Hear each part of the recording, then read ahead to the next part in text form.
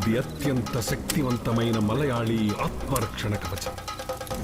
అది ఏ మనిషి శరీరంపై ఉంటుందో ఆ మనిషిని ఆత్మలు భూత ప్రేతాలు ఏమీ చేయలేవు.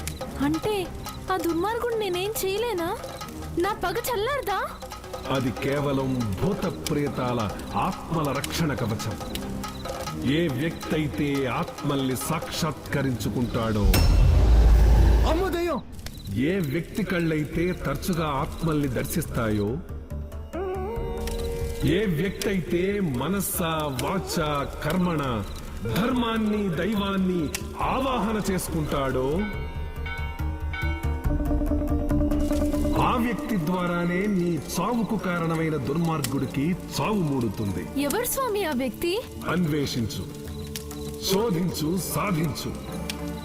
తప్పకుండా నీకు తారసపడతాడు. అలాగే స్వామి. అయితే మాయిల్ పకీర్ ప్రాణాలు రామచిలకలో ఉన్నట్టు వీడి ప్రాణాలు పచ్చబొట్లో ఉన్నాయన్నమాట.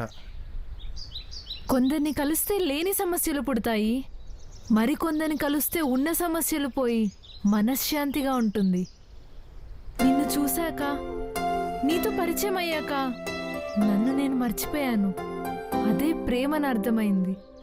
ప్రాణం లేని ప్రేమకు ప్రాణం పోయాలనుకున్నాను. అది నీతో మనసు విప్పి చెప్పాలనుకున్నాను. కానీ మన ప్రేమ నిజం కాదు కదా, ఇదంతా మాయే కదా. మాయే. మన పరిచయం, మన ప్రేమ అంతా మాయే, నిజం కాదు. కానీ ఏది నిజం చెప్పు? ఈ ప్రపంచం, మనుషులు, చావు పుట్టుకల మధ్యన ప్రేమలు, పెళ్లిళ్ళు, పిల్లలు, నమ్మకాలు, నమ్మక ద్రోహాలు, ఇవన్నీ నిజమా? మాయే కదా. నిజమే. ఈ మాయ ప్రపంచంలో ఏది నిజం కాదు. అంతా నిజమనే మాయలో మనుషులు బతుకుతున్నారు. ఒక్కటి మాత్రం నిజం రాకేష్, నిన్ను చూశాక నీ ప్రేమలో పడిపోయాను. నటిస్తున్నాననుకుని నిజంగానే ప్రేమించాను. నువ్వుంటే బతకొచ్చు అనుకున్నాను. నీ ప్రేమ కోసం చావచ్చు అనుకున్నాను. I miss you Rakesh.